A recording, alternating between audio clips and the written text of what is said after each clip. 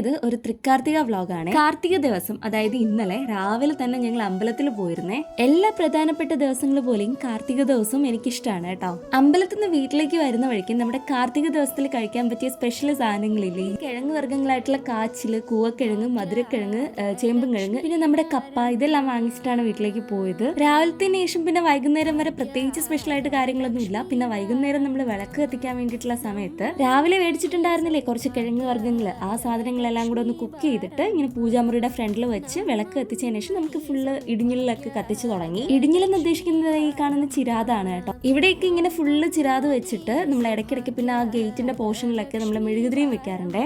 അപ്പൊ ഇനി നമുക്ക് കാർത്തിക വിളക്കുകൾ കത്തിച്ചത് കണ്ടാലോ. സൗഭാഗ്യലക്ഷ്മി വാരമ്മ നമ്മമ്മനി സൗഭാഗ്യലക്ഷ്മി വാരമ്മ നമ്മമ്മനി സൗഭാഗ്യ